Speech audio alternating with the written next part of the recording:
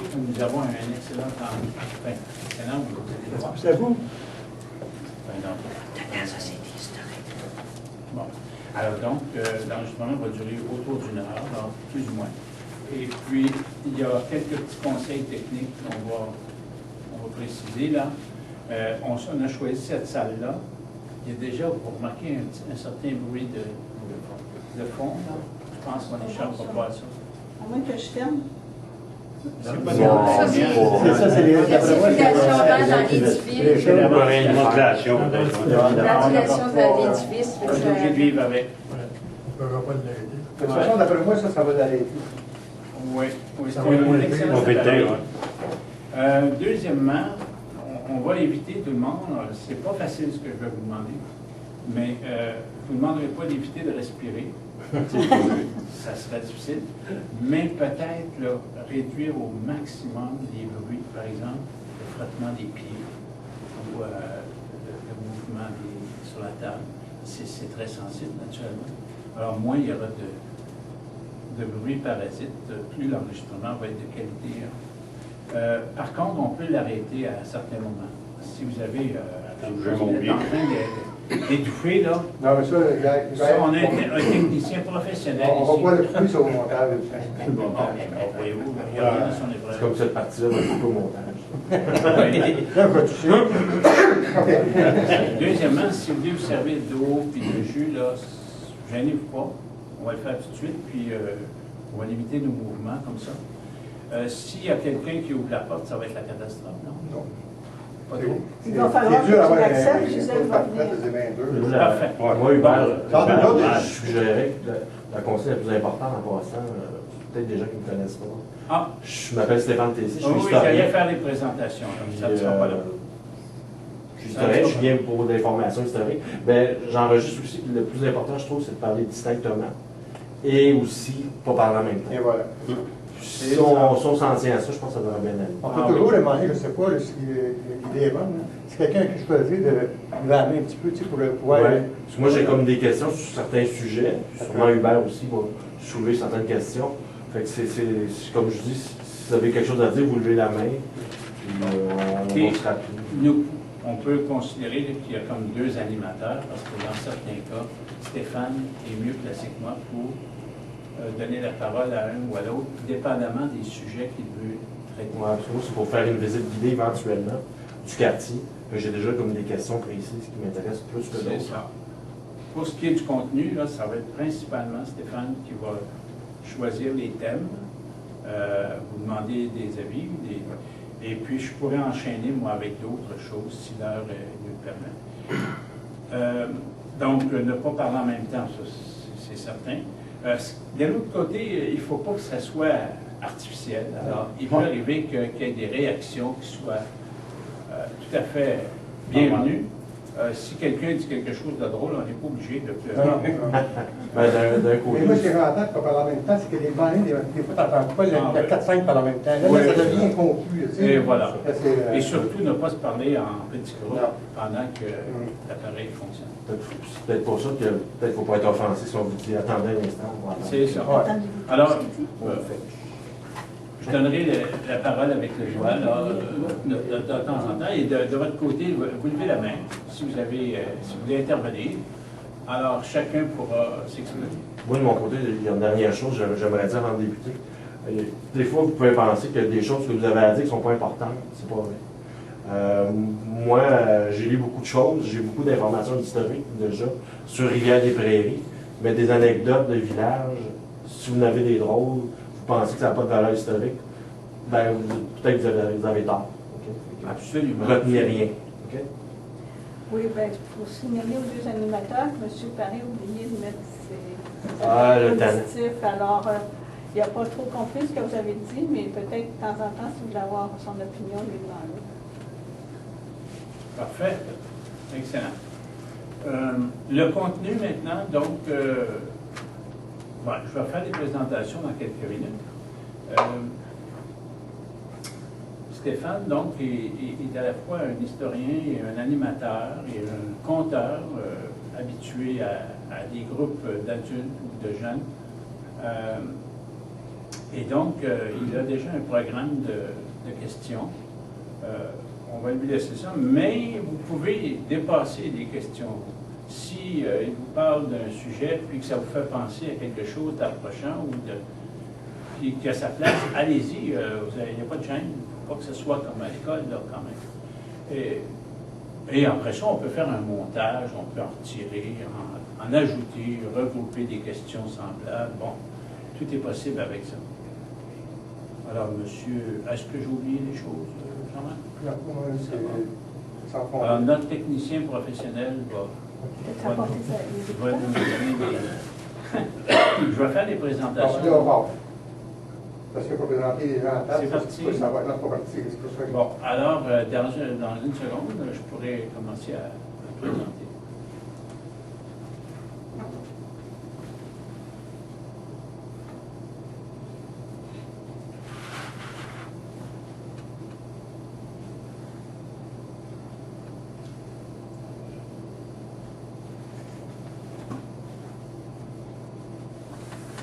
Alors, bonjour tout le monde. Mon nom est Hubert Lewis de la Société historique de Rivière-des-Prairies.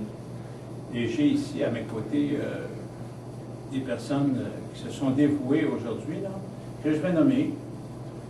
Madame Sylvia Lauzon, qui a donné beaucoup d'années à la Société. Monsieur Jean-Marc Saint-Jean. Monsieur Stéphane Tessier, qui est parmi nous. Et puis qui va nous poser des questions en rapport avec le village de Rivière-des-Prairies qu'il va explorer, qu'il connaît déjà pour avoir mis du temps l'an dernier. Et enfin, M. Maurice Paré, notre doyen, qui va nous être une grande utilité, comme toujours. Mme Louise Bernard, présidente de la Société historique. Mme Gisèle Boucher, notre secrétaire trésorière. M. Pierre-Paul Lantier, que je salue. M. Jacques Magnan, curé de Saint-Joseph pendant longtemps. Monsieur et Madame Surprenant. Et enfin, M. Brisebois, mais pas de prénom, c'est Gaëtan Brisebois. Alors voilà, nous pouvons commencer. Gênez-vous pas pour y aller de vos questions vous-même. Mais nous en avons de notre côté une liste qui vont porter sur spécialement le village de Rivière-des-Prairies, la partie villageoise que nous avons exploité, je dirais, l'an dernier, avec 8 panneaux informatifs. Et on va continuer à approfondir les sujets de ce village très, très pittoresque. Puis rien n'empêche de pousser plus loin, vers l'est surtout, puisque cette année, nous allons continuer notre exploration vers jusqu'au bout de l'île, finalement. Alors, M. Stéphane Tessier, à vous la parole. Merci Hubert. Moi, peut-être pour compléter peut-être un petit tour de table, j'aimerais savoir, peut-être vous présentiez vous-même, nous dire combien de temps vous habitez à Rivière-des-Prairies. Vous êtes né à Rivière-des-Prairies, c'est quoi votre lien avec Rivière-des-Prairies, quel était votre métier? Juste quelque chose de à peu près 30 secondes, pas quelque chose de très développé, mais quelque chose de minimal. Parce que moi, ça me permet de poser des questions qui vont avoir rapport. Je pense pas qu'il y a des gens qui sont nés en 1700 ici, je ne poserai pas des questions de cette période-là, mais j'ai lu un peu grossièrement ce que je veux dire. Mais, je pourrais commencer peut-être avec monsieur... rappelez votre nom, son nom. Oui, moi c'est Gaëtan Brisebois. Ma famille, moi, on est arrivé ici en 1952. Il y a eu une courte période de 6 ans où moi je me suis en allé de Rivière-des-Prairies, mais j'y suis revenu en 81.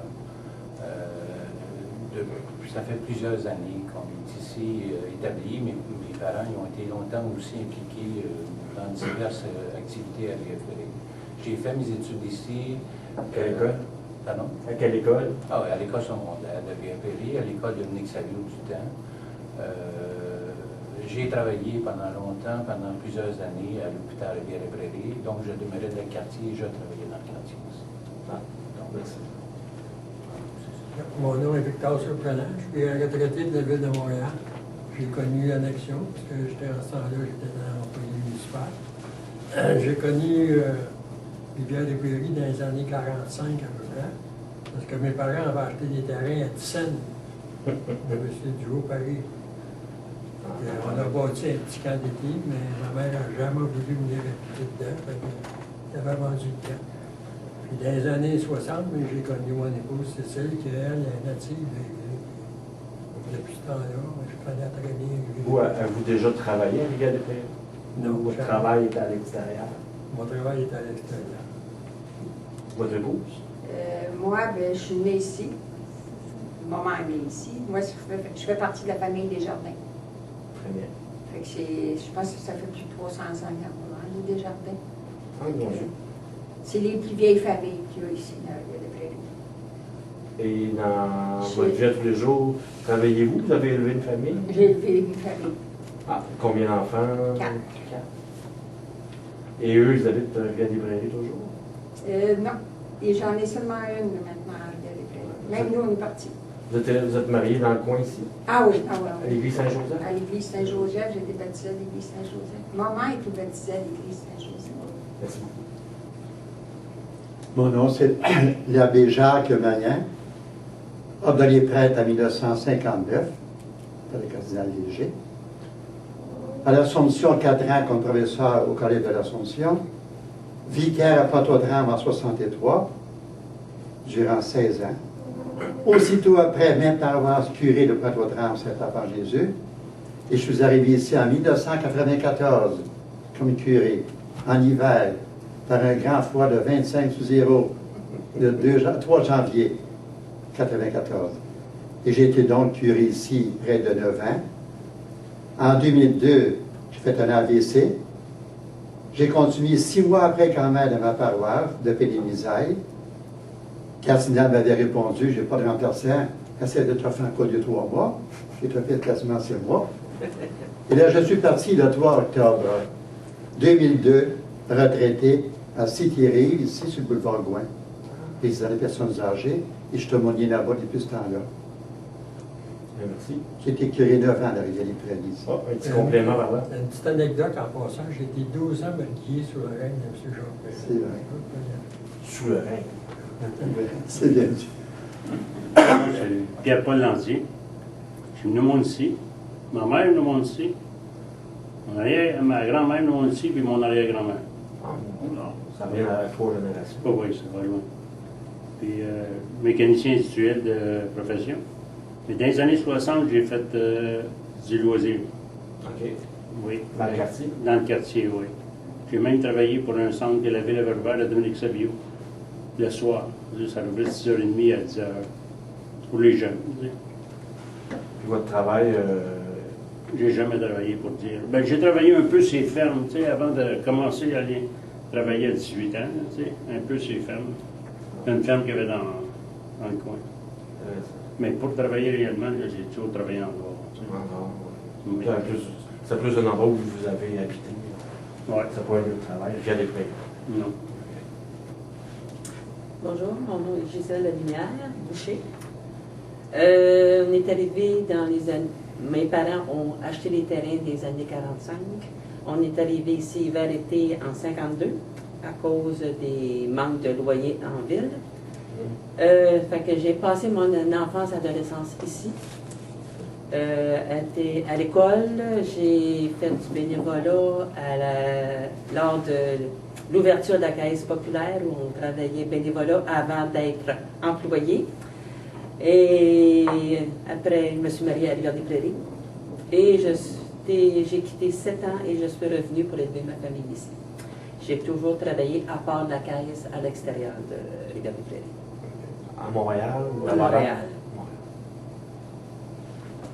Louise Bernard, présidente de la Société historique.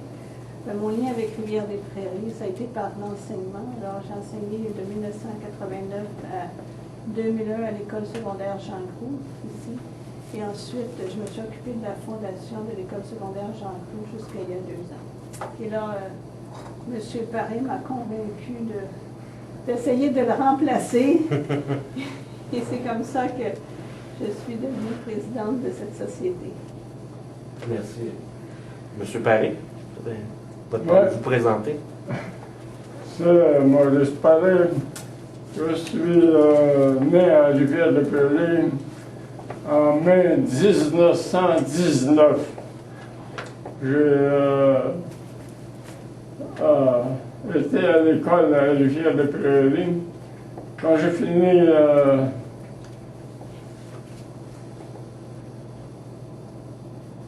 la 9e ou 10e année à Rivière-de-Prairie, mon père a dit qu'il était mieux d'étudier encore, tu vas en avoir besoin avec les temps qui s'en viennent. Il m'a envoyé au Business College à Montréal apprendre l'anglais et la comptabilité. J'ai fait d'applications à différents endroits, et puis en fin de compte, j'ai eu un emploi pour la compagnie Vio Biscuit, au coin de Vio-Pontario. J'ai travaillé là pendant jusqu'en 1984, pendant 47 ans. Avez-vous toujours habité Rivière-des-Prairies pendant que vous travailliez là-bas? Oui, c'est-à-dire la première année, j'ai habité chez ma soeur, pas loin de chez Vio, à Montréal. Okay. Et puis mon père est décédé en 38. Et puis là, je suis venu demeurer avec ma mère. Et puis je prenais l'auto de mon père pour aller travailler. Un Ford 1930. Puis vous avez travaillé jusqu'à quel âge? J'ai travaillé jusqu'à 65 ans. Votre retraite, 65 ans? J'ai travaillé jusqu'à... J'ai eu mon anniversaire, c'était au mois de mai. J'ai pris ma retraite au mois de mai 84. Puis depuis, vous êtes à la retraite? Oui. Mais vous occupez comment? Vous êtes membre de la société? Moi, j'ai vu que vous êtes membre de la société, président de la société depuis très longtemps. Oui, je suis un membre fondateur de la société avec Mme Lauzon et puis M. Paquette. On était trois. On avait été assistés à Pointe-aux-Trembles. Le maire de Montréal avait fait une fête au parc au bout de l'île et puis on avait représenté des familles pionnières de Rivière-de-Prairie. J'avais représenté la famille Paré. Mme Lauzon avait présenté une famille. M. Paquette, il y avait des jardins, La société, c'est en quelle année que ça passe? Ça, c'est beaucoup. Après, la société a été fondée en... Ça fait... 1993. En 93. De toute façon, M. Perron, on va continuer le tour de table. Puis c'est parce que si vous parlez, vous allez partir longtemps. On va vous revenir de toute façon. On continue le tour de table, on est rendu à... Mon nom est Carmack Saint-Jean, natif de Rivière-de-Prairie, résident de Rivière-de-Prairie, représentant de deux vieilles familles, les Saint-Jean et les Paré, de par ma mère, les Paré. J'ai étudié l'école primaire Saint-Joseph avec les sœurs, Dominique Savio, mais ensuite à l'extérieur. Je suis retraité de Force Canada. J'ai travaillé comme les jobs d'étudiants, j'ai planté au bowling, travaillé sur des terres, récolté des fruits et légumes à l'époque. C'était un peu le tour de ma vie. Je suis Mme Sylvia Resco-Lauzon. Je suis à Rivière-des-Prairies depuis mon mariage en 1955. J'ai marié un garçon de Rivière-des-Prairies qui est natif de Rivière-des-Prairies, Jean Clauzon. Et puis, je me suis impliquée à la Société historique. Monsieur Paris vous a parlé de la fête de Montréal. C'est lors du 350e anniversaire de Montréal. 92. En 92. Et à ce moment-là, j'avais fait 10 titres d'ascendance des premiers aliments de Rivière-des-Prairies. Et puis lors de la fête, toutes ces familles-là étaient présentes. J'ai continué jusqu'en 2008-2009 à faire des recherches pour la société. J'ai sûrement lu quelques recherches dans les cahiers. Vous avez travaillé, vous avez élevé une famille à... J'ai, à mon mariage, j'ai arrêté de travailler en dehors. J'ai élevé ma famille. J'ai 3 enfants, un garçon et 2 filles. Merci. Peut-être Hubert. Hubert Lewis, mon nom. Et puis, c'est l'enseignement, moi aussi, qui m'a amené à Rivière-des-Prairies, parce que je n'ai jamais habité à Rivière-des-Prairies. Excusez-moi. En 1974, je suis arrivé dans l'ancienne école qui s'appelait Secondaire Rivière-des-Prairies, sur la 66e avenue. Cette école n'existe plus. Elle a été remplacée en 1985, je crois. 89 par l'école Jean Groux, où j'ai continué à enseigner. Donc, j'ai enseigné 20 ans au total, jusqu'à ma retraite en 1995. Après 37 ans d'enseignement, j'ai considéré que je devais laisser la place à d'autres. Et puis voilà. Et depuis, ben là, j'ai participé à différentes activités, dont la Société historique depuis seulement 1 an et demi environ. Mais j'entends bien continuer cette année. Et puis voilà, ça me fait grand plaisir de travailler par ici. Merci. Peut-être la première question, je pourrais lancer. Moi, dans mes lectures, je vais poser des questions qui ont l'air peut-être niaiseuses pour vous, mais pour moi, c'est de l'histoire nouvelle. Il y a 3 paroisses à Rivière-des-Prairies. Il y a Sainte-Marthe, Saint-Valérien et Saint-Joseph. Qui est de Saint-Valérien, qui est de Saint-Joseph? C'est quoi les différences entre les paroisses? Y a-t-il une paroisse qui est plus rurale? Y a-t-il... Oui. Qu'est-ce qu'on pourrait dire, mettons, sur Saint-Valérien en premier? Si on regarde, Saint-Valérien n'a jamais été une paroisse. C'était une disserte de la paroisse Saint-Joseph. OK. C'est parce que c'était au bout de l'île, là. C'est Saint-Valérien, ça c'est... 94. Complètement à l'est de 94 avenue. 94e jusqu'au bout de l'île. Oui, bien, disons, ça va un bout de l'île, mais c'est La paroisse Sainte-Marthe. La bière, Sainte-Marthe, La paroisse Sainte-Marthe, je crois qu'elle a été fondée dans les années 50. Ouais. Je pense que c'est 55. 55. Excusez, la paroisse Sainte-Marthe a été fondée en 1952. On va fêter notre 60e anniversaire cette année. Ah oui. Bon. Au mois de mai. Ça a beaucoup changé. Y a-t-il des gens qui ont habité Saint-Marthe? Moi, dans mes lectures, ce que j'ai vu, la paroisse Sainte-Marthe, c'était peu peuplé, mais après la guerre, après la Deuxième Guerre, il y a eu beaucoup de nouveaux arrivants. Tantôt, il y a des gens qui parlaient qui cherchaient des logements, s'en venir dans le nord de l'île. C'est un peu le cas un peu partout, en Antique, puis Montréal-Nord, puis Rivière-des-Prairies. Y a-t-il des gens qui ont vécu le changement?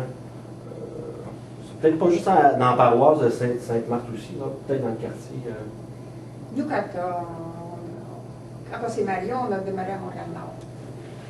Mais on s'est revenu, on a acheté une maison, mais on était dans la paroisse Sainte-Marthe. Ensuite, on s'est fait bâtir, puis on est revenu dans la paroisse où j'ai été baptisée, la paroisse Saint-Joseph. Okay. Est-ce que le choix d'acheter une maison dans le coin, c'était pour quelle raison c'était pas cher? Oh non, c'est pas parce que c'était pas cher, c'est parce que je voulais pas partir. Ah. J'étais tellement habituée que pour moi, c'était ma place. Dans la plupart des cas, c'était un choix. Oui. C'est pour la maison de La qualité de l'impôt. vie, La la qualité. campagne, proximité, tu sais, c'est proximité de la ville, puis c'était rural quasiment. Oui, avant que la ville de Montréal prenne le Rivière-des-Prairies, moi je me souviens avec maman, on allait aux fraises, on allait aux cerises, on allait aux murs, Même, je me souviens, à dans l'époque, les champs. on faisait faisait des on pique-niques prenait dans dans les les champs. dents aussi. Là. Oui. Puis on pouvait aller se baigner. Ce que j'ai comme plus grand souvenir, c'est que quand dans les années 70 à peu près, on a demeuré sur la 38e. Le soir, avec les enfants, quand j'arrivais de travailler au super, là, ils sortaient des skis de fond, puis à la place du Vopéra, c'était une piste de ski de fond. On faisait du ski de fond avec les enfants. Ça a duré jusque dans les années 81, 82. Ah oui? Il y avait un côté, comment je pourrais dire. Mais il y avait des skidoo en masse, là, ils faisaient des belles traces, avec d'autres, on suivait ça en ski de fond. Donc c'est un bout de l'île de Montréal qui n'est pas très urbanisé avant les années 80. Là. Ça a commencé à peu près en 86.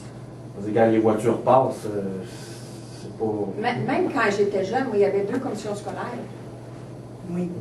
Nous autres, on demeurait juste sur la ligne. Il y avait les petites cardinales, dans ce temps-là, la ferme de M. Cardinal. Eux autres, ils allaient à l'école des Sables. Mais nous autres, ce côté, dans ce temps-là, c'était la rue Plante. Et puis nous autres, on allait à l'école Durant. Il était trop talent, il envoyait à les écoles des Plus jeune, j'ai jamais été dans une vraie école. Moi, j'ai toujours été dans des maisons privées. Ah, non. Monsieur voulait dire qu'il y a Non, je me souviens. Ah, Je peux vous conter une anecdote. Quand je suis arrivé en 1974 à l'école secondaire, chaque année, l'hiver, il s'organisait une excursion en autobus le plus souvent. Mais vous savez, ça coûtait assez cher. Ces autobus-là partaient vers le nord. Ouais. L'école cherchait un moyen d'intéresser les enfants à une activité qui serait moins dispendieuse. Alors, j'ai proposé une excursion au Mont-Royal. J'ai dit, les élèves peuvent s'apporter une traîne sauvage. Et puis, ça a été un succès inouï. Les élèves, les grands élèves de 5e secondaire, se sont amusés comme des fous. Ils ne voulaient plus repartir. Et puis, ils découvraient la ville de Montréal. Pour eux autres, partir de Rivière-des-Prairies, c'était quitter un village pour découvrir la ville. Alors, voilà. Vous avez la composition des habitants de Rivière-des-Prairies. Peut-être que les années 80, c'était pas la même qu'à Montréal. C'est un autre. C'est quoi? Y a-tu bien des maisons huppées? C'est plutôt humble comme...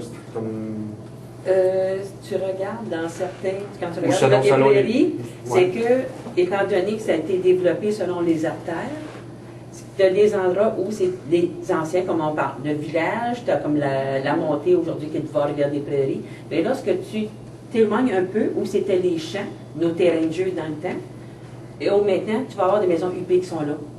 Parce que là, tu t'en vas, tu te promènes en blessé ou quoi que ce soit, et tu changes complètement de quartier. Parce que là, ça a été construit par après. Comment dire, dans les années 70, c'est là qu'on a eu une vague où tu as eu de la construction, l'arrivée des Italiens. Et tu vois que tu changes complètement de quartier, de mentalité, de maison, de structure. Cette vague-là d'urbanisation, puis les nouveaux arrivants comme les Italiens, puis plus tard les Haïtiens, est-ce que ça touche une paroisse plus précisément dans la Rivière-des-Prairies ou c'est pas mal égal partout? Non, ça touche plus Sainte-Marthe. Ça a touché beaucoup au début Sainte-Marthe parce que donc ça s'est plutôt plus développé au niveau de Sainte-Marthe que les nouveaux arrivants. Oui. Je pense qu'ils étaient plus près. Les accès routiers, je pense qu'ils étaient plus développés près de la paroisse. Quand les Haïtiens ont commencé à venir par ici, là, il y a eu une fondation du cardinal Léger. Okay. Ils ont bâti une série de maisons. Là. Ça a autour de la 10e avenue, à peu près. Je ne sais pas si vous êtes au courant de tout ça. Là. Oui. C'est là que les Haïtiens ont commencé à s'en venir. Ça portait un nom, là, je me souviens pas. Il y avait une corporative ici. Une coopérative. Pour le développement de... C'était des fonds fournis par Monseigneur Nicolas. Est-ce qu'il y avait aussi des paroisses italiennes puis haïtiennes dans Rivière-des-Prairies? Dans ce temps-là, que les trois paroisses. C'est venu par après. Maria Auxiliatrice, là, c'est venu dans les années 86. Laquelle? Maria Auxiliatrice. Maria Auxiliatrice sur le boulevard Maurice. Pour la communauté italienne. Ouais. Ça a été une décette, je pense. C'était une descente en premier, comme Saint-Valéry, parce que c'est devenu une paroisse. Sainte-Marthe a son église maintenant. Sainte-Marthe a toujours eu. Elle a son église à partir de sa fondation. Ben, un petit peu, peut-être un petit peu après. Ça a commencé dans l'école Honoré Primo. Oui. Mais ça a Et commencé. c'était chanté là. C'est ça. Il n'y avait pas d'église. Ça n'a pas été tellement long. Ça n'a pas été long. Dans les années 50, dans la fin des années 50, 55, on commençait à voir. L'église était Oui. financée. Quand on a... À Saint-Valérien, à Sainte-Marthe, pardon, Est-ce que c'était juste des francophones qu'il y avait là, ou il y avait des Italiens aussi? Dans ce temps-là, c'était des frères. Ouais, francophones. C'était pas mal. En 52, c'était tous des francophones. Quand la communauté est arrivée, italienne a fait leur propre église ou leur propre chapelle. Non, ça s'est fait beaucoup par après. Parce qu'à l'origine, les Italiens n'étaient pas nombreux, fait qu'ils s'assimilaient à nous. Après ça, ils sont arrivés en plus grand nombre. J'ai vu une main levée. Je reviens à Saint-Valérien. Une desserte qui est un prolongement de la paroisse Saint-Joseph. J'étais autrefois. Et ça a été fondé comme desserte autour de 1960, au temps du cardinal Léger, pour aider le curé de Saint-Joseph à l'époque, qui avait une trop grande distance à parcourir pour aller jusqu'au bout de l'île. Alors, c'est le père Jacques Leblanc, qui vient de décéder Ben oui, il vient de décéder. un mois à peu près, un mois et demi, là, Ah oui, il est décédé il y a pas à longtemps. 92 ans à peu près, 94 environ. 80. 92. 92. Alors, ce prêtre-là est au début de la desserte, jusqu'à il y a environ 15 ans de ça. Parce que sa desserte est revenue à la paroisse Saint-Joseph autour de l'an 1996. Il y est resté là quand même pour aider à l'occasion. Hein. Puis vous-même, alliez-vous à Saint-Valérien? Sur la fin, oui, Sur la fin. depuis une dizaine d'années avant que je parte de là. Puis à Saint-Valérien, est-ce qu'il y a toujours, c'était toujours au même endroit? Il y avait une chapelle? Il y avait une petite école, puis une maison privée au début, hein, je pense. Ouais, puis il y avait peut-être comment il s'appelle, le collège Saint-Jean? C'est que l'an Oui, dernier, collège oui, c'était Saint-Jean. pas des Saints-Apôtres, c'est vrai. Il y a au collège Saint-Jean-Vianney. Puis après ça, c'était à l'école. Oui, à l'école. Moi, ça fait longtemps à l'école, à Moi, 94e. j'aimerais parler d'une expérience de Saint-Valérien que j'ai vécue avec justement Jacques Leblanc, Ah oui. Père Leblanc. On avait développé avec lui, je ne sais pas si des gens vont me contredire, là, mais Saint-Valérien, c'était un peu pauvre. Et c'était relativement très pauvre. C'était l'endroit où il y avait des enfants, en tout cas, ils tiraient il n'y a pas de queue, comme on dit. Très démunis. Et très démunis. Et à ce moment-là, on avait fait un genre de développement pour que les enfants de cette paroisse-là puissent connaître un peu ce que c'est aller en campagne, puis vivre un peu des grands jours, un peu des choses comme ça. Il avait acheté un terrain à Chelsea. La fabrique avait acheté un terrain à Chelsea, puis on avait développé ce terrain-là ensemble. Moi, j'étais jeune, j'avais une vingtaine d'années. On avait développé ce terrain-là pour que certains jeunes puissent vivre des camps de jeunes qui puissent sortir un peu de leur milieu, défavorisé un peu de leur milieu. Ça a été des moments très riches là, avec les Pères Leblanc en ce moment. Oui. Père Leblanc, il avait fondé, qu'est-ce qu'il appelait, La Grange. Ah oui, j'ai lu, c'était quoi Oui. ça? Puis, tu sais, mettons que tu avais des articles, tu ne te servais plus, ça te bon, tu allais porter ça là. Puis ça servait au monde qui en avait besoin. Ouais. Disons, ça passe au feu. Puis pour la paroisse Saint-Joseph, est-ce qu'il y avait une différence avec les deux autres paroisses? Le niveau de vie des gens qui habitent dans ces deux paroisses-là sont semblables, mettons, à Sainte-Marthe? Ou c'est plus soupé encore? Ou il y a un mode de vie différent, à Sainte-Marthe c'est plus urbain, tandis qu'à Saint-Joseph c'est plus campagne un peu? Non, c'est équivalent. C'est équivalent. C'était pas mal semblable. Mais quand j'étais plus jeune, je ne sais pas, là, mais il y avait une genre de concurrence entre Saint-Joseph et Sainte-Marthe. Ah ben oui, ça a toujours été. Il y avait une différence. Parce que souvent, les gens de Sainte-Marthe, vous autres, on sait bien Sainte-Marthe. Ouais. Il y avait une petite différence. Niveau de bourgeoisie. Oui, ça existait Peut-être. l'esprit de clocher des villes. Oui, mais tu sais, on disait Sainte-Marthe, c'est plus riche, plus bourgeois là-bas à Sainte-Marthe qu'à Saint-Joseph. Mais c'était. C'est comme pour moi-même, moi je viens de Saint-Vital à Montréal-Nord, puis pas Saint-Vital, Saint-Vincent-Marie-Strabue. Saint-Vital, je ne connaissais pas. Chaque fois que je sortais de Saint-Vincent-Marie-Strabue, c'était pour aller à Montréal. L'autre côté de la rue, je ne connaissais pas. La plus vieille de mes filles, elle est baptisée là, à Saint-Vincent-Marie-Strabue.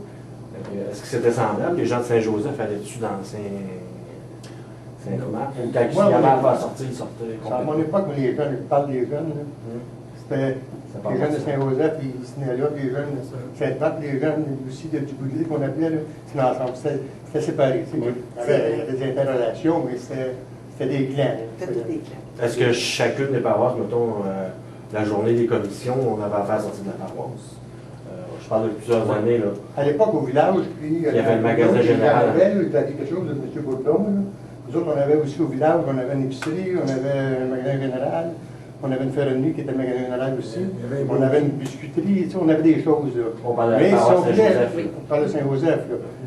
Saint-Valérien, il n'y a pas grand-chose. Mais les autres, il y avait quoi aussi? Il y avait le métro à Sainte-Marthe. Sainte-Marthe. Mais il fallait souvent aller à Montréal aussi, parce que si on voulait avoir du linge, des choses comme ça, il fallait s'expatrier. Des choses plus essentielles comme l'épicerie. L'essentiel, on avait tout. On avait même 2-3 épiceries à un moment donné dans le village. Oui, l'essentiel. Je peux juste terminer avec l'histoire des clans. Là. Dans le temps, il y avait des loisirs Saint-Joseph et des loisirs Sainte-Marthe, puis c'était concurrent. C'est un peu ça que je m'avais rajouté, c'était dans l'espace, ça jouait pas. C'était des paroisses concurrentes. Oui. Moi, je me suis occupé des loisirs Saint-Joseph, c'est ça que je viens d'aller dire. La compétition était très, très forte. Sainte-Marthe et Saint-Joseph, c'était l'enfer. Ah ouais. Au hockey, baseball, softball, fastball. Et qui ferait pas des. Mais ça vient plus loin parce que moi, j'ai toujours été école du côté Sainte-Marthe. Dans ce temps-là, ils n'existaient pas. Mais quand j'ai fait ma première communion, on faisait ça. On l'a fait à l'église de Saint-Joseph. Et puis la majorité des petites filles, ben, c'était avec les sœurs, mais nous autres, on était des empruntés. Puis ça ne voulait pas dire qu'on était prêtes pour la première communion parce que nous autres, c'était des laïcs. Fait que on était un petit peu sur le bord. Ils ne savaient pas si on était prêtes. C'est que vous étiez les pauvres du rang. Il y a monsieur Manet qui veut. Si ça se séparait, t'avais les snobs du village, puis les pauvres du rang. Les snobs du village, c'est bon. Oui, monsieur Manet. Une des grosses différences, d'après moi, c'est que la vieille paroisse historique de Saint-Joseph, c'est la paroisse mère de toute Rivière-des-Prairies, mais de Montréal-Nord au début. On pourrait dire jusqu'à Pigneuf. Parce que la paroisse de la Visitation était fondée seulement, que mon Dieu, en 1744 à peu près. 36, bon. Tandis que nous autres, elle est fondée en 1687. Alors, au fond, c'est une paroisse rurale, qui est la première paroisse de tout le canton d'ici, et c'est resté plus longtemps peut-être que Sainte-Marthe. Parce que là-bas, c'est plutôt une paroisse qui est devenue urbaine. Il y avait beaucoup de cultivateurs autrefois, bien sûr, mais ça a été englouti, envahi par la population de Montréal, des environs de Montréal-Nord, population haïtienne par après, italienne ensuite aussi. Hein. Alors ça, les petits conflits, là, c'est un petit peu humain, naturel, hein.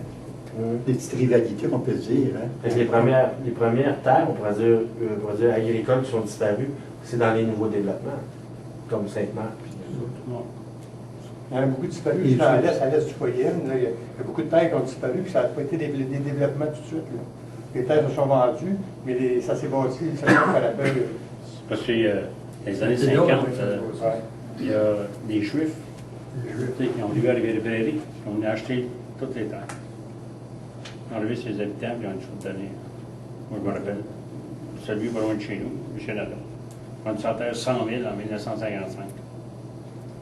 Il y avait à peu près, je ne sais pas, là, 60 ans peut-être dans ce temps-là, avec 100 000 piastres en 1955. C'était énorme l'argent. C'était énorme. Puis les Juifs leur disaient, tu vas continuer à cultiver pendant 10 ans.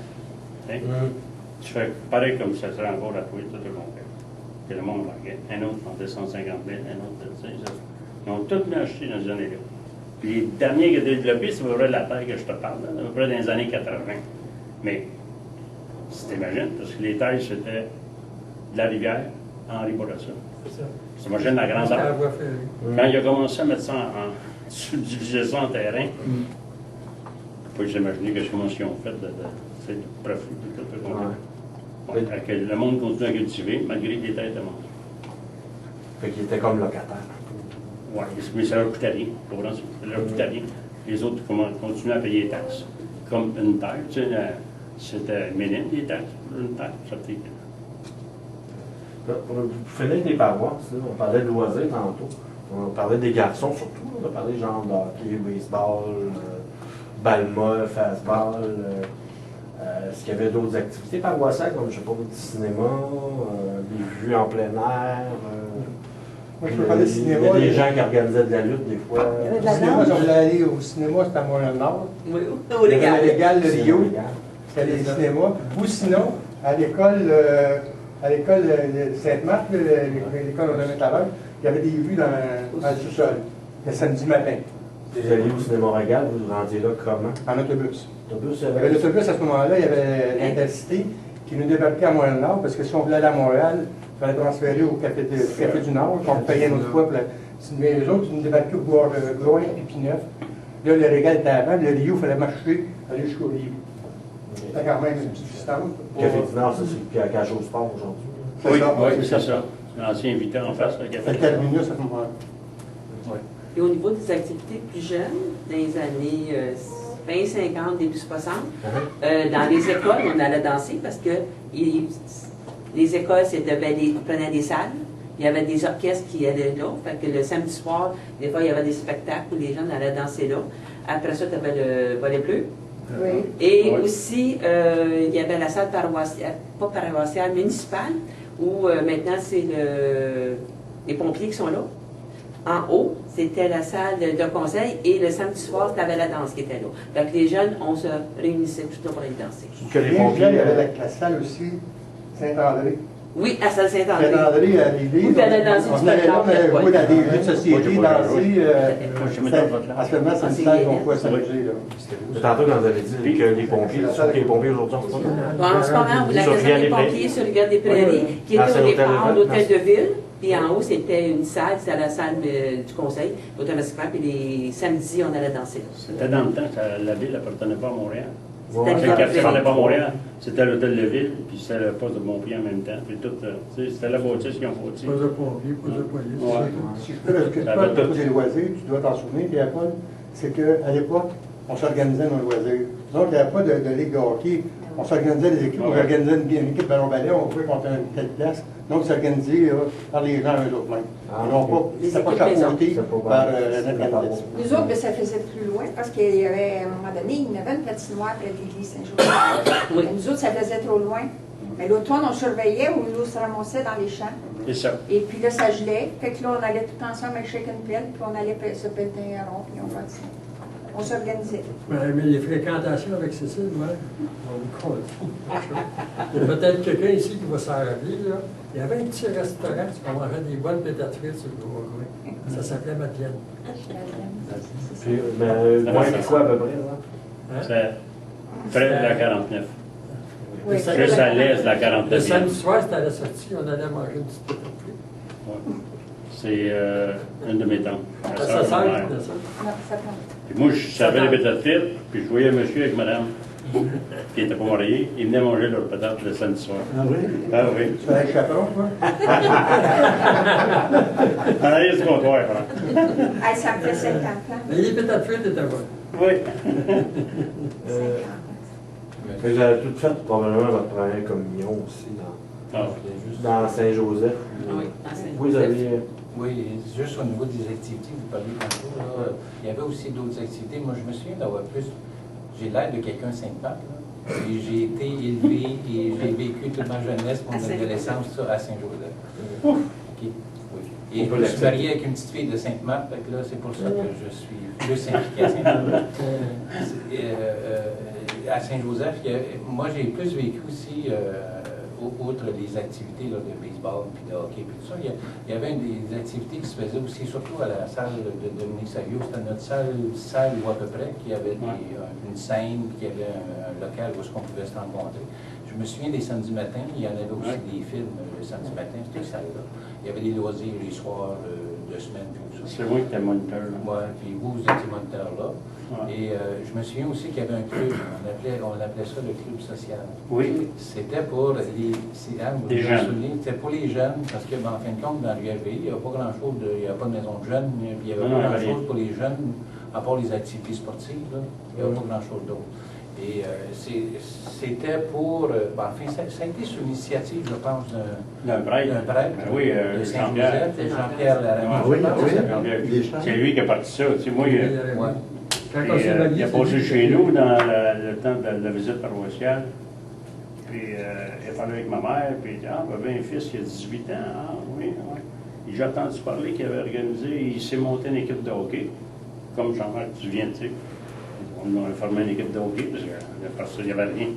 On a été chercher la charte, là, tu sais, des loisirs, il y avait 200 pièces dans le trou qu'on a payé pour l'avoir, tu sais. Puis, il dit, ah, besoin de toi, puis, moi, un peu craintif, tu sais, là. T'as jamais joué dedans. Ah, il dit, va-tu supporter. C'est là qu'on a parti les loisirs, puis qu'est-ce qu'on a fait, des carnavals qu'on faisait, toutes les choses, tu sais, qu'on a monté. On fait des parties de cartes qu'on avait ramassées 4 000 Mais c'était organisé d'avance. C'était comme si c'était notre vie, tu sais, là. On disait c'était comme ça arrêtait à nous autres. On vendait, là, on travaillait 6 mois pour une partie de cartes. Et même qu'il n'arrivait pas personne, là, le soir, qu'il y avait une tempête, n'importe quoi, il n'y avait pas de danger, tout était vendu, tout était prêt. On est arrivé un certain temps. On parle de quelles années, à peu près? 60, des années 62, 64. On est arrivé un certain temps qu'on prenait Dominique Savio, la salle. Puis là, on était rendu qu'on a pris le passage pour mettre le monde. Tu sais, pour les tables. Puis après ça, là, c'était plus assez grand. Puis on prenait notre magasin de meubles, M. Durocher, qui avait un magasin de meubles à la Guerre-des-Prairies. Puis il nous fournissait une TV, parce que les parties de hockey, samedi soir. On venait pas une partie de cartes par rapport à sa game de hockey. Donc là, on mettait 3 cartes TV, tu sais, comme on les venait. Puis après ça, là, on avait du monde dans le noir, parce que ça se disait bouche à bouche. Donc là, qu'est-ce qui est arrivé? On a loué le collège en bas. Mais là, c'était une autre affaire. L'autobus n'allait pas là. Nous autres, on promettait au monde que quand l'autobus arrivait, qu'on avait des chars là pour charger le monde, pour les emmener à la salle. Puis après, ben, quand ça a défini, donc, on est arrivé, puis le président il a annoncé, il dit les seuls qui ont besoin de transport, il dit nous autres, on va vous transporter. Donc là, 6 citoyens voyageurs vers deux. Tu sais, t'avais déjà ta run de fête. Puis on a eu la salle à une condition parce qu'il y avait une activité le lendemain. Puis cette salle-là est complètement dans le centre. Le garage, là, il est complètement du côté est. Puis là, tout chargé les tables, puis des chaises. On faisait ça dans une compagnie, là, Montréal, Bench Table, je pense. Puis tout chargé ça, puis laver le plancher, on sortit de là, dans 20h du matin, à part des voyages. 4h du matin, c'est avec toutes les choses. Mais c'est des beaux souvenirs, tu sais, parce qu'on a fait réussir. Puis il y a une compagnie qui est à Rivière, qui s'appelait Lomex. Quand vous parlez de recettes, j'imagine aussi à l'époque, les gens devaient tous se connaître aussi dans la paroisse. Quand vous cherchez des gens pour des activités, le mot devait se passer vite. C'est pas pour nous vanter le groupe qu'on était, mais c'est toujours de la manière que tu présentes ça. Puis tout. Ce qui arrivait, c'est qu'on vendait des tables complètes. Acceptait 2 piastres, acceptait 8 piastres pour une table. Puis on mettait un cadeau, le prix de table, qui était 15 piastres. Une valeur de 15 piastres sur le marché. Fait que, tu sais, il y avait 50% qui se portaient avec le prix de table en partant. On avait peut-être 500 cadeaux en avant. C'est pour ça que c'était bien populaire. Ben, où est-ce que les téléphones rentraient pour ça? C'était la femme d'un de mes amis. 5-6 ans après, le monde appelait encore. Faites-vous encore vos petites cartes? Il y a peut-être fini sur les loisirs dans la paroisse. Il y a probablement des endroits où il y a eu du nouveau développement. C'était des lieux de loisirs. Je ne sais pas, des terrains de baseball, des terrains. Vous savez, il y a des. Oui, c'est beaucoup mieux. À ce temps, maintenant, on voit, il y a une nouvelle construction, des nouveaux bâtiments. J'imagine qu'en haut de Péra, ça devait être des champs. Même en Libération autrefois. Est-ce qu'il y avait des terrains de jeu autrefois pour les gens? C'était des autrefois, là, il n'était pas non plus. Dans Saint-Joseph, il y avait la patinoire. Puis en haut de la côte, il y avait un terrain de balle. OK? À part ça, là, ça s'est fait à ça. À côté de l'école de l'exception maintenant, principalement des jardins. Entre le cimetière et l'église. On appelle la côte, hein, ça monte, là. Donc on appelle ça, c'est la côte. Puis aussi, il y avait une patinoire, il y avait un terrain de balle, 86e, 87e avenue. Oui, puis. Il y avait un terrain de balle, là. Mais à part ça, moi, je ne connaissais pas bien, là, dans ce coin-là, j'entends.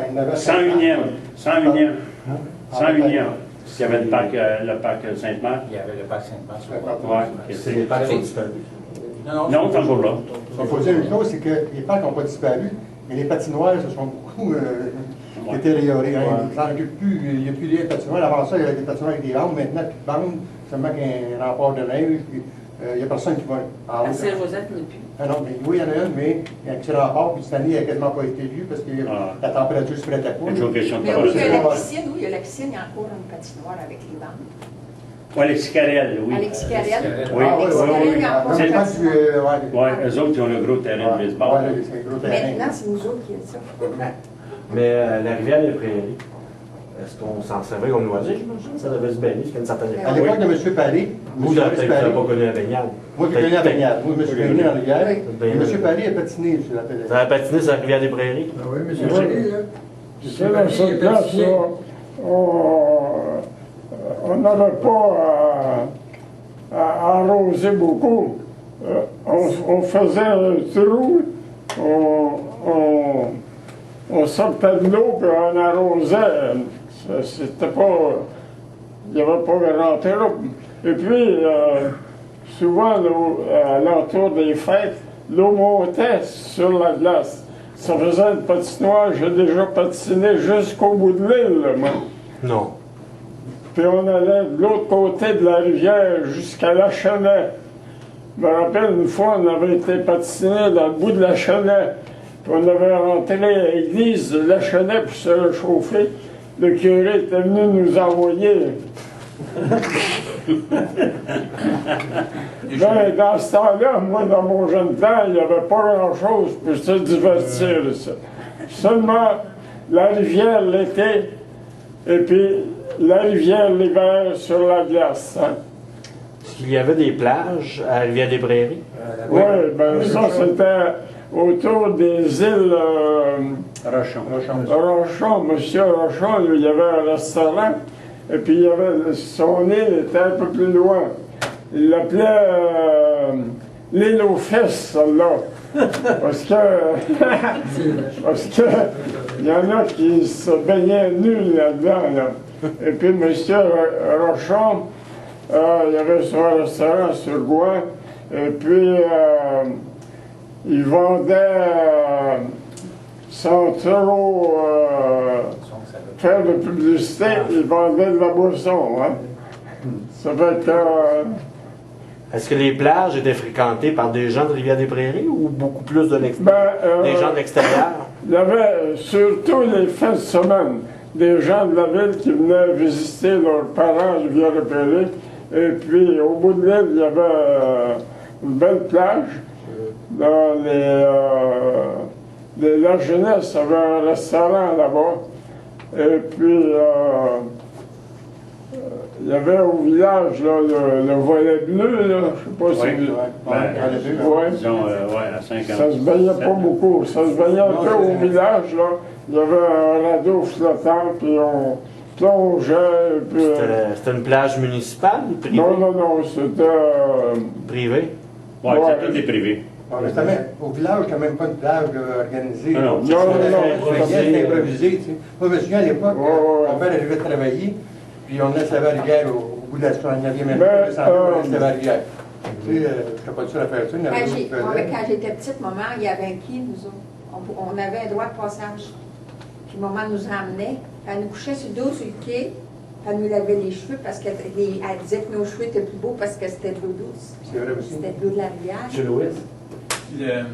J'imagine que l'été, la population devait augmenter avec l'arrivée des personnes qui avaient des chalets, des chalets le long de la rivière. Et à propos, à quel moment ces chalets-là sont-ils disparus? On n'en voit plus pratiquement. Non, ben c'était des affaires qui étaient... il n'y avait pas de solage, hein? Ouais. C'était pas... inondé souvent. C'était pas occupé l'hiver. Et puis, à un certain moment, l'eau, le printemps, quand la glace partait, là, bon, ben, tous ces chalets-là, c'était inondé. Ça fait que c'était rien de...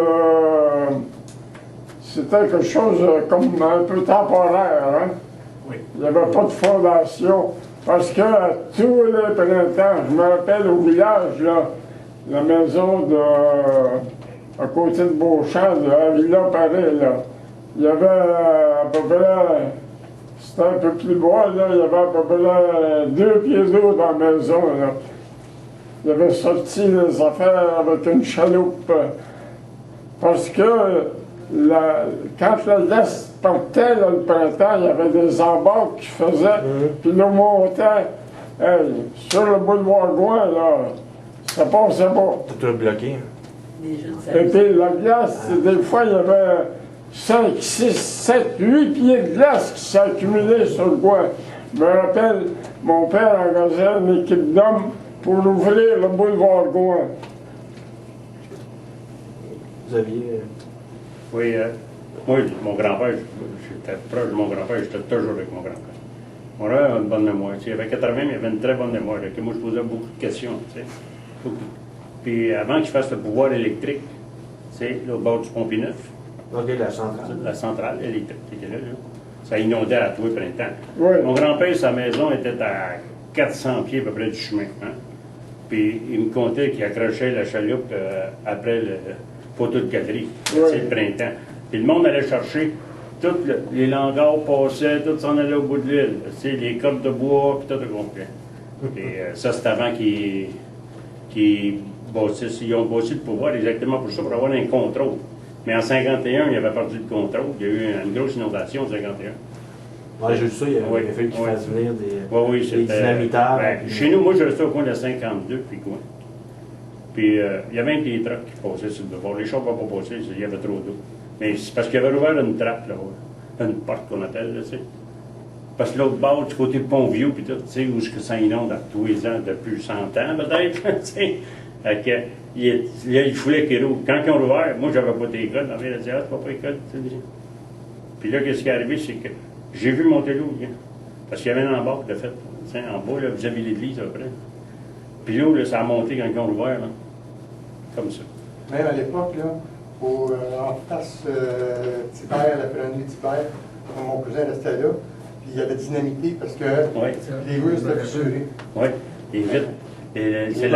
C'est l'armée qui avait venu dynamiter. Puis il y avait des... Puis là, ça ne voulait pas débarquer là en bas, puis ils ont chargé plus fort. Là.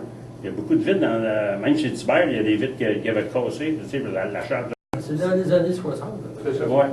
Bien ça, 50. 52. Moi, j'ai lu quelque chose hier, c'était 51. 51. Oui, chez nous, mon père, on avait à peu près 40 pouces d'eau dans le sous. On était parti des chalets pour parler des inondations. Moi, les inondations, je les ai plus loin. Attendez, vous alliez partager quelque chose? Mais je t'en peux parler de l'inondation. OK, allez-y. Que ça a eu lieu entre 50 et 54. Ouais. Parce que j'ai une découpeur de journaux et qu'ils disent que la dame, il avait été obligé d'aller secourir une femme avec ses 2 petites filles. Tant que c'était monté l'inondation. Puis à ce moment-là, c'est à M. Fortin, qui est à maire à Rivière-des-Prairies, qui avait fait venir l'armée pour aider. Moi, disons que je me rappelle beaucoup de l'inondation. Puis les points de repère que j'ai, c'est qu'on avait bâti, on avait rentré dans la maison en 51. C'est à l'hiver que ça l'est arrivé. C'est l'inondation que je te parle. Ça veut dire qu'est-ce qui est arrivé. Il y avait eu plusieurs. C'était dans le temps des fêtes. Mais dynamitaire au grand-père, il y a eu plusieurs années. Mais chez nous, là, le dynamitage, c'est après. Mais chez nous, ça ne va plus arriver, là, jamais. Là, ça veut dire que... Mais tu prends le 83e, qui appelait ça le boulevard des Trois-Rivières, à tous les ans, c'était l'eau sur le boulevard. À l'époque, j'étais à l'école, les enfants ne pouvaient pas à l'école parce qu'ils ne pouvaient pas passer. Oui. Puis, tout le parc qu'il y a là aujourd'hui, 87, tout au complet, c'est qu'ils ont charrié c'est plutôt de la pierre que de la terre, du métro Van Horn. Ils charriaient 24 heures par jour. Puis ils ont rempli toute la pointe au complet, et ça a empêché l'inondation. C'était beaucoup plus haut, mais là, ça a déjà descendu. Hein. Pas ça? Non. Ce qu'ils ont rempli là, aujourd'hui, qu'ils appellent le parc des Cageux, là, au bout de de 84 à 87, là, Ouais. qui ont rempli dans la rivière, là, ça vient de l'égout collecteur du versant nord de l'île de Montréal. Ah, ouais. Moi, ils m'ont toujours dit que ça venait du métro Vernon. Non, non, non. Tu sais, C'est l'usine d'épuration des eaux, là. oui. Il y a l'égout qui part à l'autre bout de l'île, le tuyau a 4 pieds de diamètre. Quand il arrive là, à l'usine d'épuration, il y a 20 pieds de diamètre. Ils se promenaient en camion là-dedans. Oui, ça, c'est la Sur le roc qu'ils ont sorti, là, ils ont dopé ça dans la rivière, en face de la 83 et la 87e. Ils ont fait avancer à peu près presque 100 pieds dans la rivière. Oui, un gros sentier. Hey, C'est vis-à-vis et de- puis, j'ai été visiter ça, là, l'usine. Le tuyau, là, il arrive à 100 pieds de profondeur. L'égout qui vient à l'autre bout de l'île, elle vient à l'usine d'épuration, là, arrive là à 100 pieds de creux. Impressionnant. Bon, ben j'ai été visiter ça, moi. Il y a des pompes, là, qui marchent en cas qui manque d'électricité, des pompes au diesel, là, pour pomper l'eau si l'électricité manque. Parce que, un maudit trouble, hein, si l'électricité manque, là, si les pompes ne marchent pas. Parce que là, il y a des bassins pour filtrer l'eau. Il y a 2 tunnels. Bon, des bassins que, avec tous les produits chimiques, puis les désinfectants, puis les savons qui se promènent dans l'eau, là, il se fait là, de la broue, là, à peu près 3, 4, 5 pieds de haut, là-bas, dans un réservoir. Il y a un écumoire qui se promène là, automatiquement pour enlever ça. Et puis, filtrer, puis après, ça s'en va dans le fleuve. Il y a tout décanté. C'est toute une organisation, ça. Mais pour revenir à l'ancien temps, je me rappelle qu'il y avait des doratoires de bois. Des quoi? C'est au village. Giratoire. Des trottoirs. Des trottoirs. Des trottoirs en bois. Oui. À partir du magasin général, aller jusqu'à l'école. La vieille école. La vieille école. Oui, la vieille école que je dis, que le parc. Le parc à l'ouest. C'est quoi la rue Jean-Guy Saint-Jean? C'est la 68e. 108, bon. Je comprends, 108. La vieille école était là. Ça, c'est la rue qui monte jusqu'à l'école. C'est pour ça. Les griffes du loup. Les griffes du loup. Ça veut dire que c'est ta famille et ta mère qui t'appellent même ou quoi? Des fois aussi. Ça avait beaucoup de surnoms dans ce temps. Ah, Ouais. OK, silence. Ouais. en plus, je vous connais à peine, je me sens effronté. Hey, On t'a c'est dit, beaucoup, ça là, serait parce que- que la revanche. Va, peut-être manger, toi. Hein? Mais non, c'est pas lui, c'est ses tourterelles. C'est sûr, on en a une demi-heure à peu près. Ouais, parce que... Mais le pire, vous chialez pas, c'est vous qui parlez tout le temps.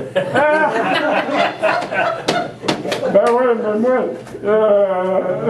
c'est tous des jeunes ici qui connaissent pas tellement l'histoire de Rivière-des-Prairies. On n'est pas pire, on n'est pas pire. Qui n'ont pas vécu si loin. C'est pas des gens, c'est des vieux, ça aussi. Ouais, c'est des vieux, ça. Le fédéral, mon homme, on reçoit le fédéral. Oui. Moi, je me sens vieux quand tu sois du fédéral. Moi, j'aimerais que M. Paré nous raconte l'histoire des pigeons voyageurs.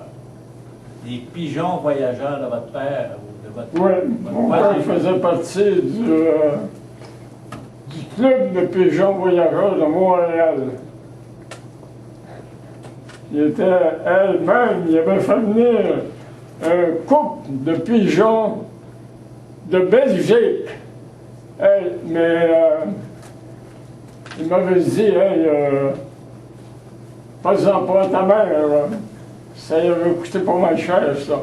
Bon, et il était membre du club colombophile de Montréal. Et le dimanche, il faisait des courses de pigeons voyageurs. Il y a un type de bonne heure le dimanche matin. Il mettait les pigeons dans une cage, il prenait sur le terrain.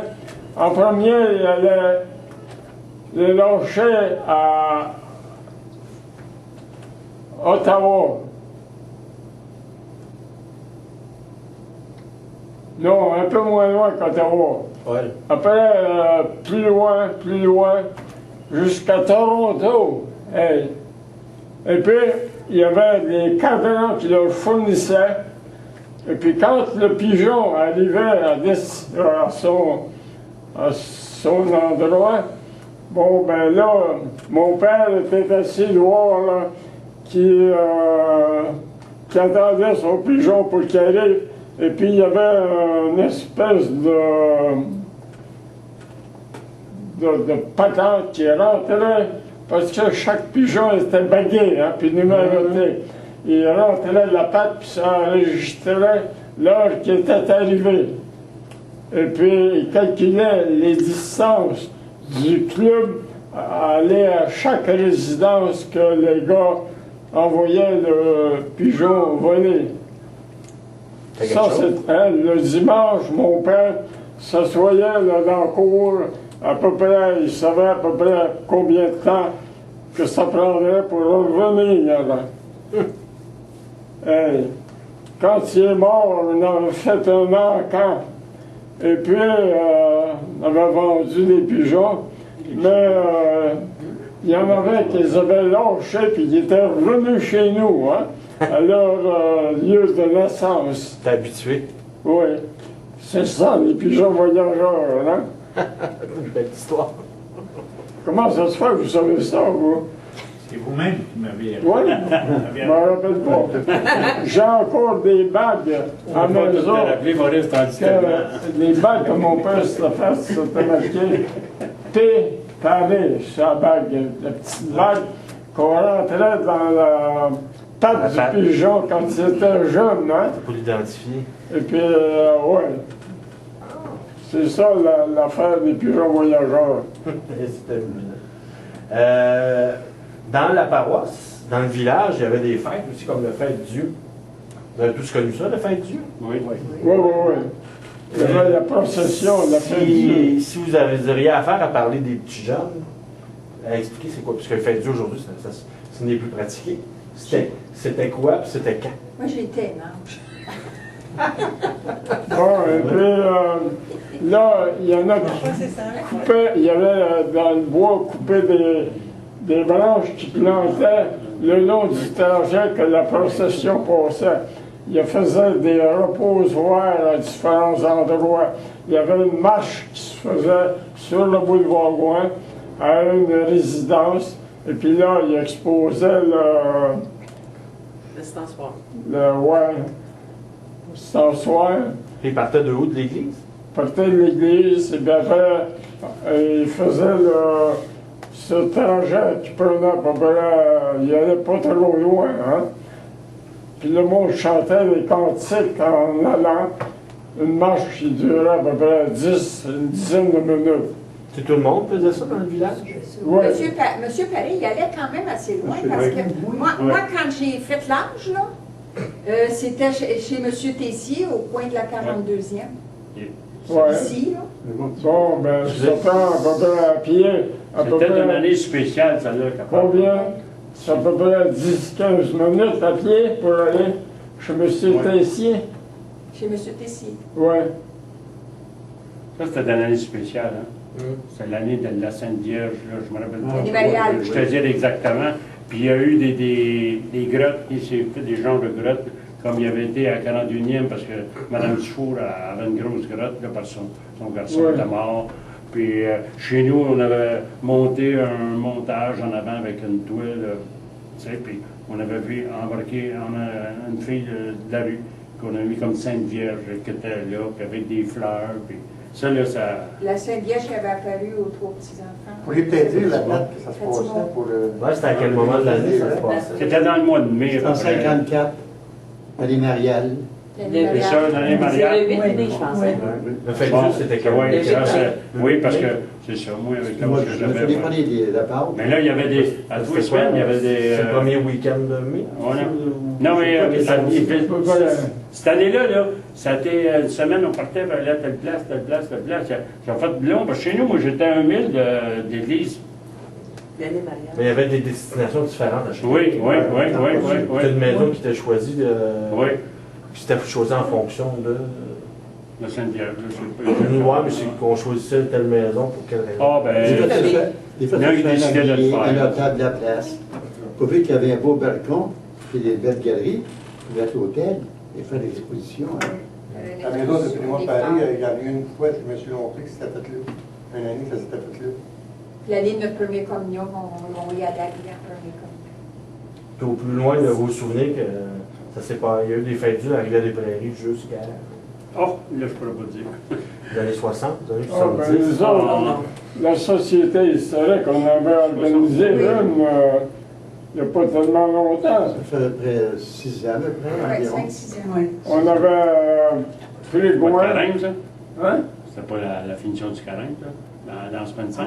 Non, Non, la non. peinture. Non, non, c'était. J'ai des photos de ça à la maison. Ça fait près 5 ans que je prépare chaque année, ça. Oui. Ça fait Dieu. Avec Il y a la les- Pentecôte. En fait, Dieu, On ça, avait je crois. fait le posoir à l'école en haut sur Perra. Simon Desjardins. ouais. On avait monté par la 71e, Avec chacun de ses avions. puis on avait été à l'école. On avait été jusqu'à l'église Marie Auxiliatrice. C'était avec les Italiens. Oui, c'est vrai, j'ai vu ça. C'est quand il y a eu les prêtres des Ça, Salésiens. c'est un autre, ça.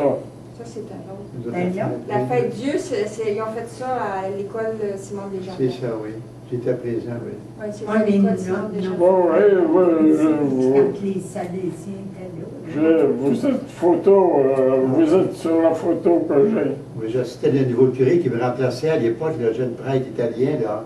Comment Oh, il oui. s'appelle, là, mon Dieu, là? Franck Léo. Oui, c'est ça, Frank Léo. Et Parce qu'on c'était fait seulement dans la des- paroisse Saint-Joseph. La procédure, ça ne sortait pas de la paroisse.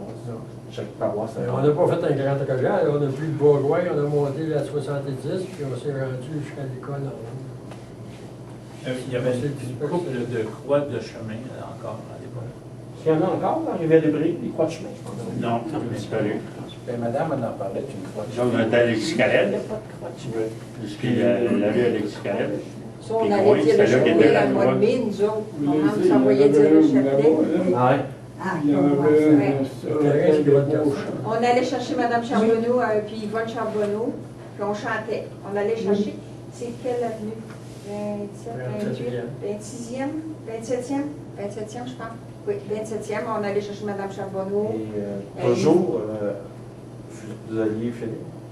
Oui, oui, Ouais. on s'en allait en chantant, on s'en allait jusqu'à la croix, puis là, on disait le chapelet, puis on allait les revenir pour.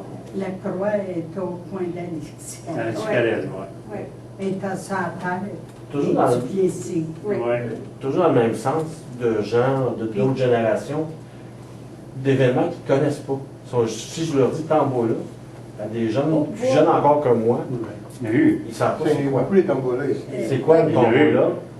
Oui. Et parlez-moi-en, c'est ça qu'il y a eu dans le Rivière des Il y avait des fêtes champêtres aussi, avec des Oui.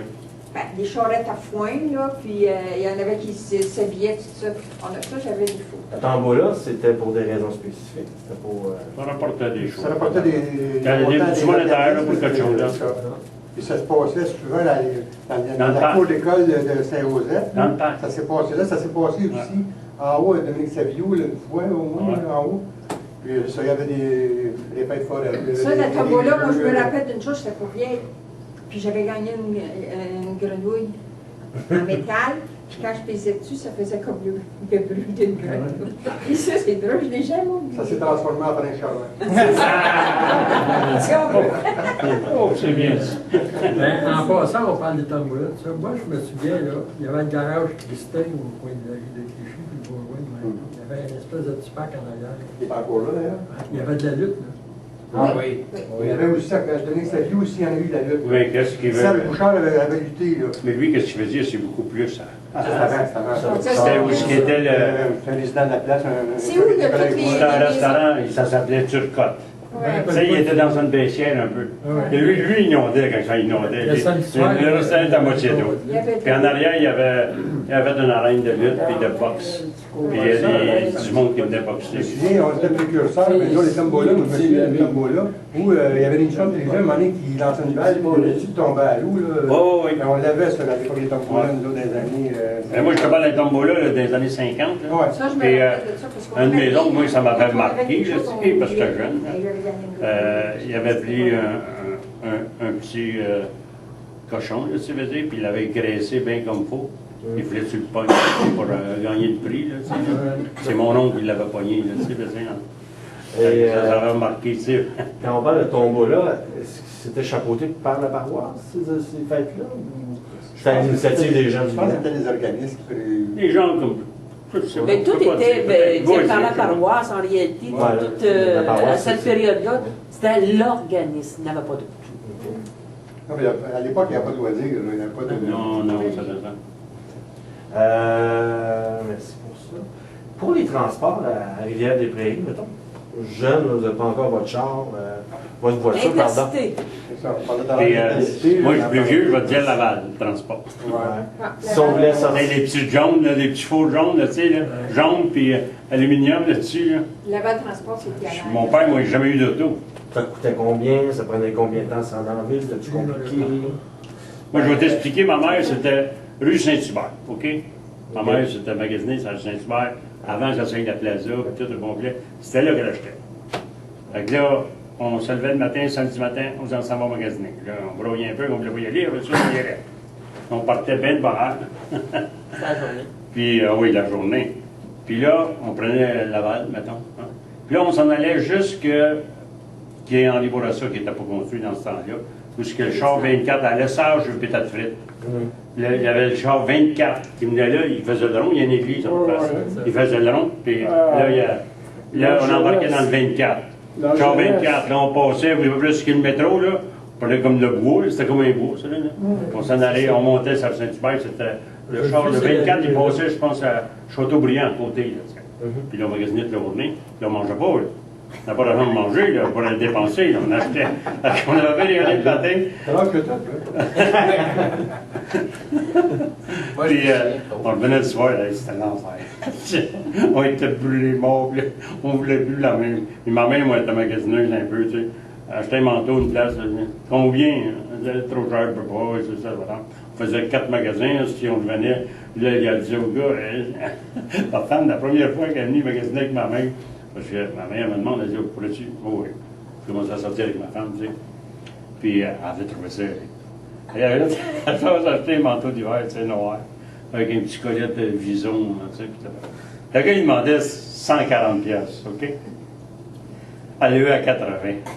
Mais on a sorti, je pense, 3 fois ici du magasin. Tu sais, puis le gérant venait.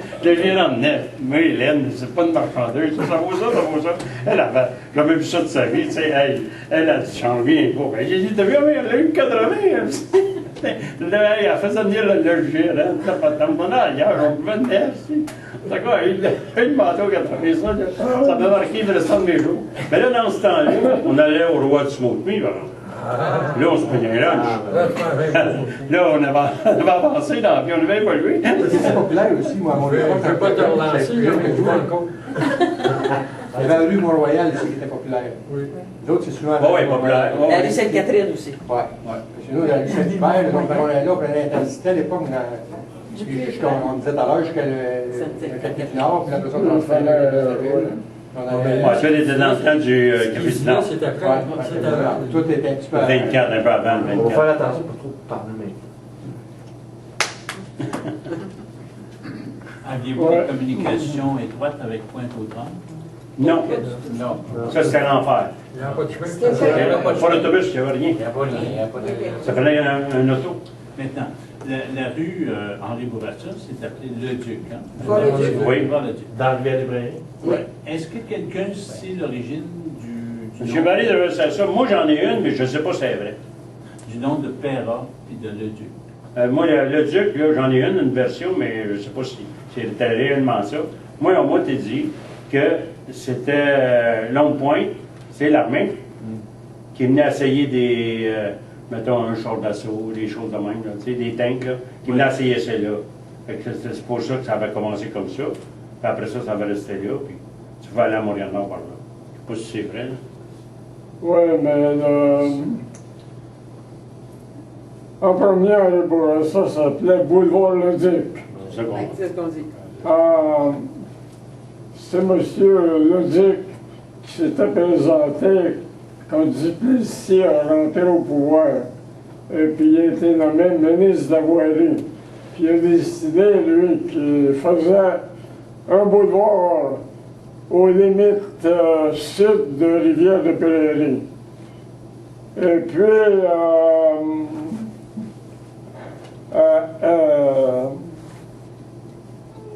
le boulevard a été construit, mais il a été longtemps en gravelle.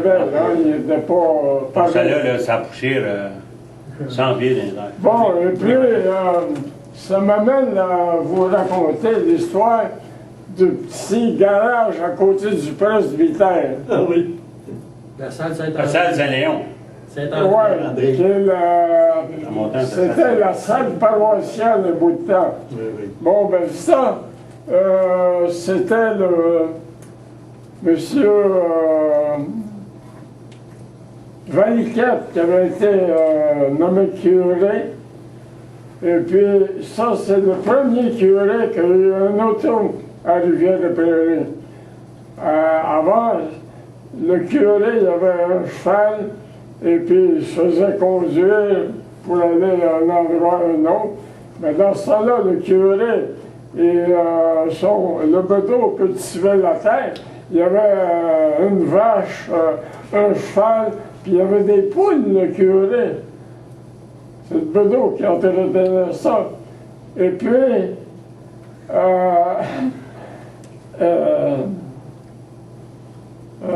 Salle Saint-Léon.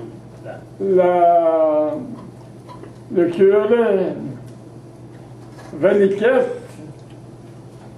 s'était acheté une auto, et puis il n'y avait pas de garage. Ça fait que le curé Valiquette est venu voir mon père et il dit, la municipalité, est-ce qu'il pourrait me construire un garage pour mon auto? Fait que mon père il dit, laisse-moi ça, je vais voir ce que c'est qu'on peut faire. Ça fait qu'au même moment, monsieur Leduc était après à construire le boulevard en haut. Fait que mon père va voir, il avait été nommé ministre de la Voirie, monsieur Leduc. Ça fait que mon père va voir, il avait eu, il était venu voir mon père, parce que dans ce temps-là, le gars qui se présentait, il allait voir les maires de toutes les municipalités, hein, pour, c'est vrai? Bon, c'est vrai que mon père, il était voir M. Leduc, il disait, hey, peux-tu faire quelque chose? Notre curé va avoir un garage pour mettre son auto. Ça fait que, en fin de compte, M. Leduc a envoyé une équipe d'hommes, et puis ils ont construit le garage qui est encore là, à côté du presbytère, qui a servi de petite salle paroissiale. Ça, c'est en arrière de... Côté. Juste à côté du côté ouest du presbytère. Là, vous rentrez... Entre le père. Vous rentrez du côté ouest du presbytère, vous arrivez là, un garage à 2 places. Hein. OK. Mais la porte, il n'y a plus de porte en avant. Ah, c'est ça, me semble. C'est pas un garage. C'est ça. Mais ça n'a plus de l'air d'ailleurs, ça a été formé en avant. Une petite... J'étais à l'école dedans. Une petite... En tant qu'il bâtissait Dominique Savio. ça servait comme une petite salle paroissiale pendant un bout de temps. Ça a déjà été fermé. Aujourd'hui, c'est en l'air ouvert. Non, c'est fermé. En fait, le petit local. Non, mais je parle à l'intérieur. L'intérieur, ça a toujours été à air ouvert. L'intérieur, oui. Sauf le vestibule en avant, c'est séparé de la salle. Il y a comme un vestibule au-dessus qui est séparé de la salle. Oui, c'est ça. Il y avait... L'intérieur a tout été séparé, il a tout été ouvert. C'est pas tellement grand. Il y avait à peu près peut-être 20 pieds de l'air par size. La place de 2 autos. Vous parlez du premier Italien qui est venu s'établir à Rivière-des-Prairies. Ah bon. Allez-y. Monsieur Catelli. Monsieur Catelli. Oui. La famille. Les pâtes Catelli. les pâtes, là. Ouais. Bon, M. Catelli, il a marié la fille ici. Sénateur. Armand. De M. Armand. Joseph Armand. Oui, l'honorable, qui était sénateur à Ottawa. M. Catelli, il a marié la fille du sénateur Armand. Quand on marie la fille d'un sénateur, ça nous ouvre des portes, hein? Pense-t-on. C'est là qu'il a parti sa manufacture de pâtes à la longue pointe. C'est pratique. Hein? C'est pratique. Bon, et puis quand M. Armand est mort, c'est M. Catelli qui est venu demeurer sur la ferme, là. OK. Ah, bon, ça poussait dans le champ, ça. les Ben, pâtes. je l'ai connu, M. Catelli, moi. Parce qu'il était venu voir mon père pour faire des rénovations à la maison. Et M. Catelli a habité un bout de temps à Rivière-des-Prairies. Oui, oui. Est-ce qu'il continue à habiter à Rivière-des-Prairies, ses enfants? Ben, il y a eu seulement qu'un garçon qui a marié une fille de l'autre côté de la rivière. Mais son garçon n'était pas tellement débrouillard, il n'a pas fait grand-chose. C'est comme la monarchie, hein? Oui, c'est il y a un homme qui finit par aller sur le trône. Oui. Si tu parles toujours dans le secteur que tu parles. Ouais. Disons que dans les années entre 60 et 67, on parle toujours de mon vicaire, là, tu sais, que je te parlais, Jean-Pierre. Puis on a creusé le presbytère, le sous-sol, pour faire une salle. Moi, j'ai ramassé de mes garçons, tu sais, les gars qui jouent au hockey, puis tout, qui avaient, mettons, mes jeux de 16 ans, on sortit ça à Barouette, puis on a creusé le sol, le complet du presbytère pour faire une salle dans ces années-là. Parce qu'on avait le gros butch, tu sais, le gros butch. Quand il y avait des roches, j'étais trop pesant. Je disais, butch, c'est pas capable. Hein? Ils ont creusé, puis allez au bout. Les chemins, on parlait tantôt d'Henri Bourassa, boulevard Péra. Il y avait le boulevard Rivière-des-Prairies. C'est un des grands chemins qui est là depuis longtemps aussi. Ça s'appelait le Broadway, là, ce temps-là. Le boulevard quoi? Broadway. C'était la montée. La montée, oui. La montée, Broadway. La montée, ça a Omer marché Gaucher, longtemps. Rivière-des-Prairies. Ah, on m'a couché, OK. Ça s'appelait la montée du cultivateur aussi. C'est pas Rivière-des-Prairies allait jusqu'à Notre-Dame. Il y avait monsieur...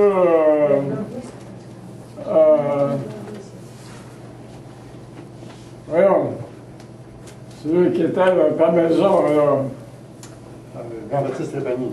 Monsieur Jean-Baptiste Trépanier, c'est lui qui était postillon. À tous les jours, monsieur Trépanier partait avec son cheval, l'été en Bessic-Cabellane, il allait chercher le sac de malle Ah oui, j'ai lu ça.